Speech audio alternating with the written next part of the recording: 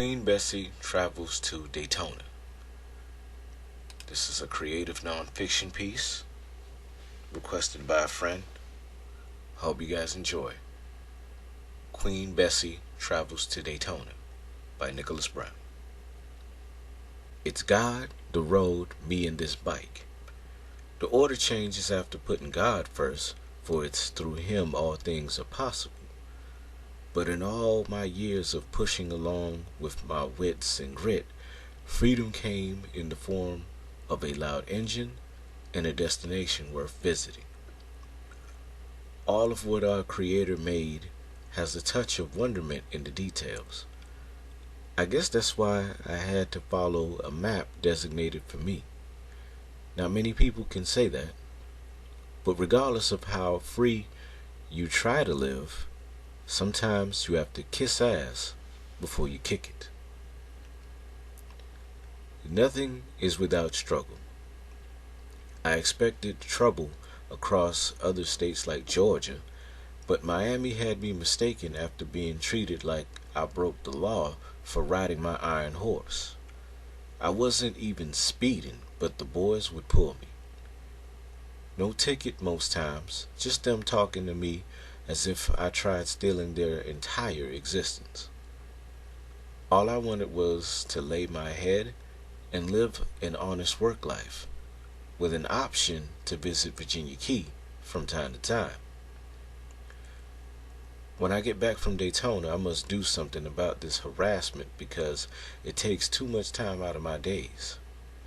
I mean, I did my part for the war effort, and this the thanks I get? Come on. Before I went up State Road 7 to Okeechobee Boulevard in Palm Beach County, and then turned east to cross over onto US 1, I gassed up on Northwest 54th Street near Lemon City on the black side of Miami-Dade. It was one of the few places I can not only get fuel, but also a quick snack from the general store and change for the phone booth. A small sky blue purse lugged around my $5 in dimes and nickels was tucked into my leather travel satchel. You never knew when you needed money wired for an emergency. I expected to be at the Campbell Hotel or a boarding house near Bethune-Cookman College before sundown, since I left soon after 8 that morning. I made sure to get the latest Negro Motorist Green Book a few days ago and marked certain portions I used as checkpoints on this trip. After the war, Motorcycle Week there came back in full swing over the last few years. I heard about the races and the bike clubs showing up en masse. Some riders toted their old ladies and children with them. Even though not many colored folks, if any, could partake in the festivities of Daytona Bike Week, I still wanted to see the area for myself. I read newspaper articles, had conversations with whites friendly enough to share their stories, and heard radio reports while on the go how men on bikes congregated and talked shop with other enthusiasts. I pictured in my mind the various Indian chiefs, Harley knuckleheads of all colors and customizations, and some getting Harley WLAs after their military service rolling about. I hope to see the landscape, streets, and bars where many rowdy guys got tossed out for fighting. I couldn't stay long in those parts of town, which is why I'm seeing it all the next day. I know after a certain time you're asking for trouble from the local police, like how colored boys who worked at hotels got roughed up because they didn't leave Miami Beach quick enough. Daytona isn't like Orange County, but you knew not to take risks.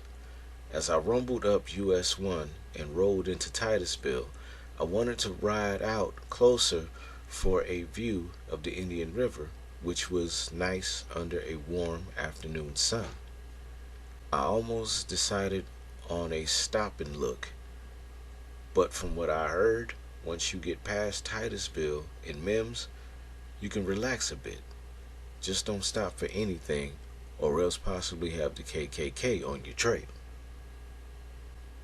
I was excited seeing the Oak Hill City Hall. It was the first major landmark into Volusia County, and at least 45 minutes until I could see another crowd of colored faces.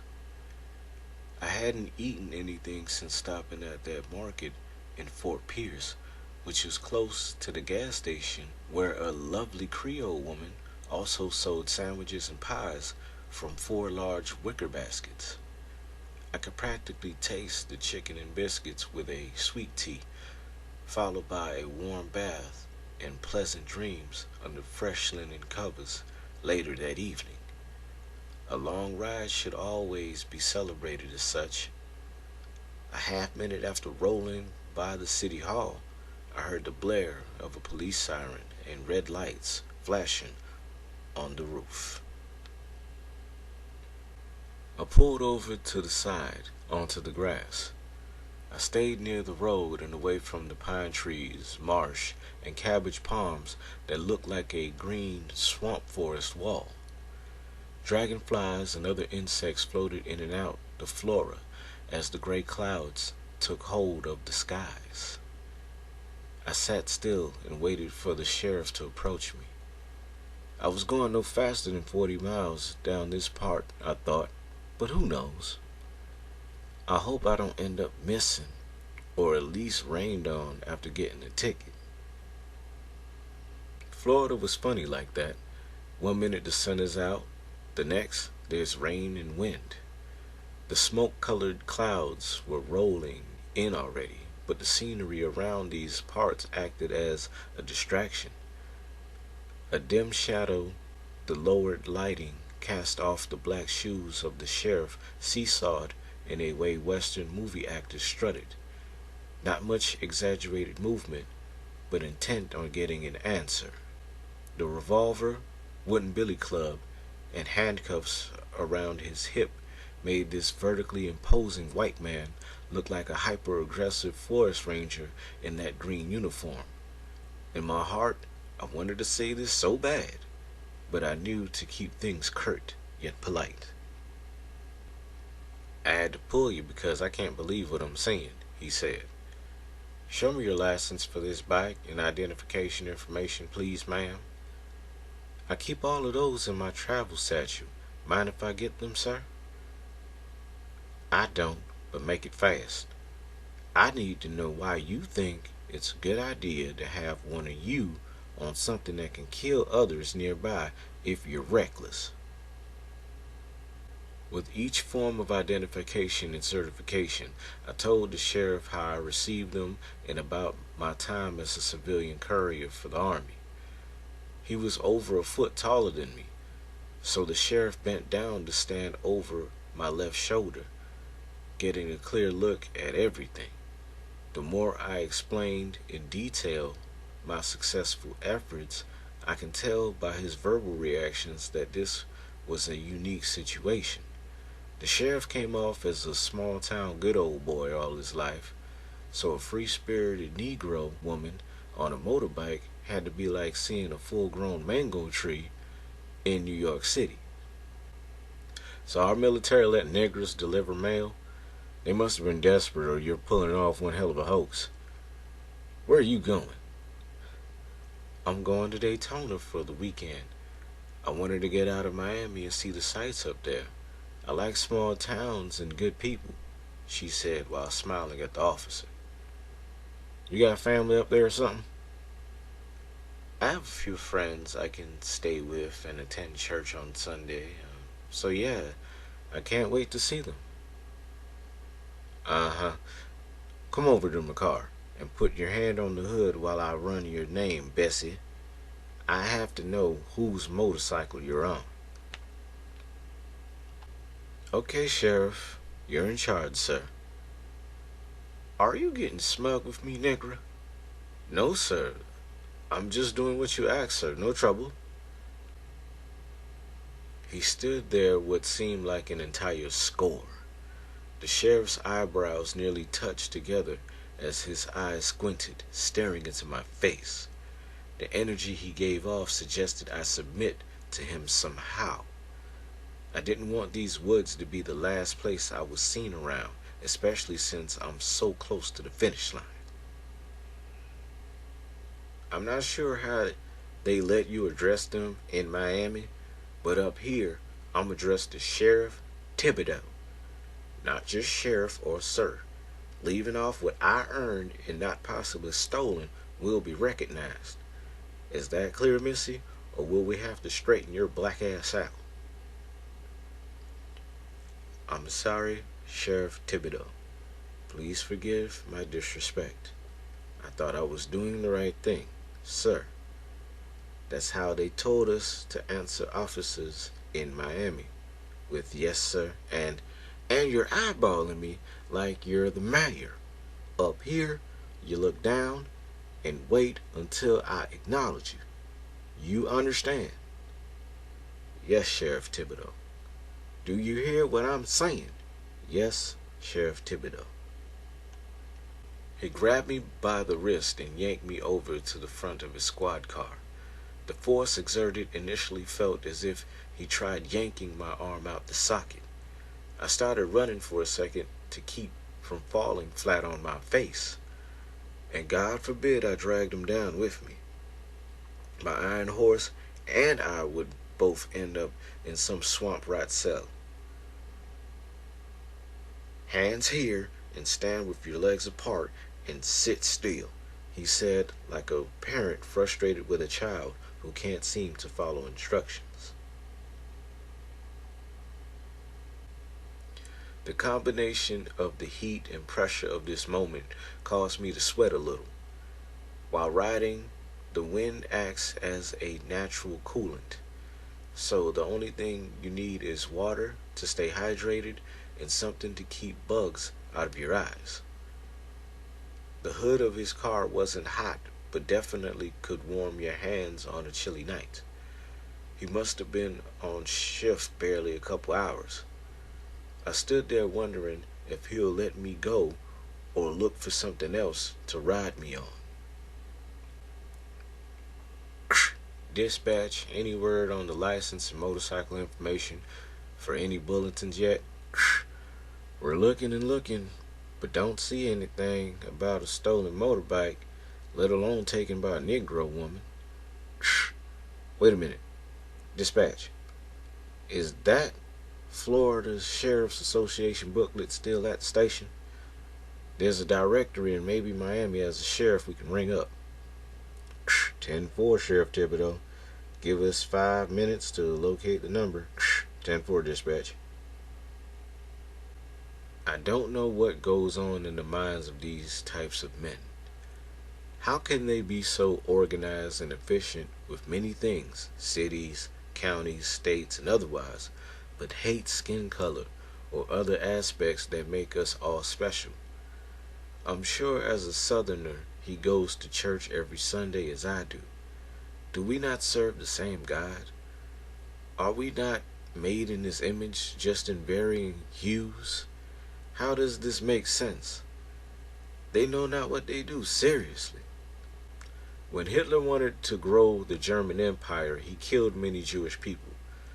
But in the grand scheme of things, they wanted to control the world, or at least have a larger presence in it.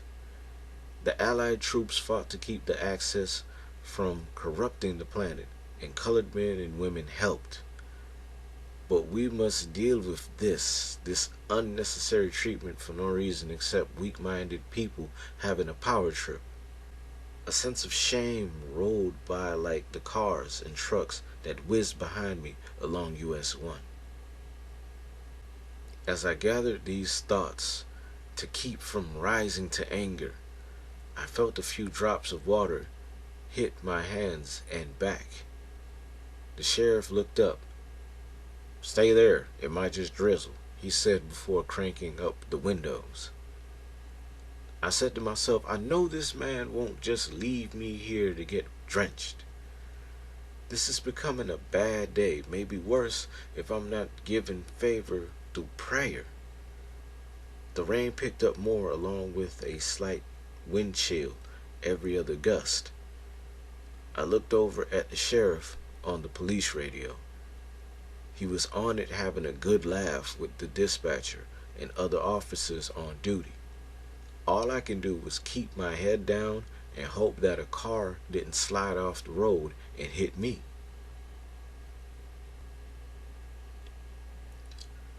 "15 minutes after the first droplets, the hard drizzle let up. It was windy and dark still, but I'm sure another volley from this moderate squall is sure to follow in a short while.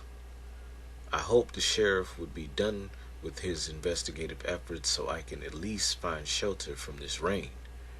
Sadly, 5 minutes later, a few leaves slapped me across the face due to a powerful blast of cold air, accompanied by a second drizzle bombardment. About a minute after this quick release of rain from the clouds, the sheriff got out the car. It checks out. Some officers in Broward County and a few in Miami have seen or dealt with you. You're a good negro who's gone motorcycle crazy, as they put it. I'll let you go and keep you in mind since you learned to show proper respect. But first, I need to personally conduct a quick motorcycle test. I've ridden a dozen or so times on the motorbike range, so I know some of what to ask to see if you're qualified, if you don't mind." "Sheriff Thibodeau, sir, I don't at all. Get on your bike and let's make this fast. I'm not trying to look like a sad wet dog as well." We first went over hand signals, and then he asked me how to properly start the bike without having to start it up. I cut my lights on and off, checked the air pressure and tires, and looked through my satchel for contraband. He handed me back my paperwork right before the third rush of rain came down. "I'm going back to my car, but before you head off, I need you to do one more test. I need you to ride around my car, then wheelie for a couple of yards. They said you were good, and I really want to see a nigger do a trick. If you don't fall and kill yourself, you can keep riding. If you do, I'm hauling you to jail. Got that?" "Yes, sir, Sheriff Thibodeau, sir." He ran over to the car and got in, only getting a little wet from the rain. I cranked up my bike, looked over to my left to see if any traffic was coming. Vehicles were flowing along, so I turned my iron horse into the direction of the wooded area. I rode past the passenger side of the squad car, drove down the grass about 30 yards, and managed to circle my way around without disrupting the other drivers. I looked back and noticed no cars were near for at least a quarter mile, so I accelerated just enough and popped a wheelie as instructed. I kept going about 20 yards, dropped the front wheel, and continued onward without looking back.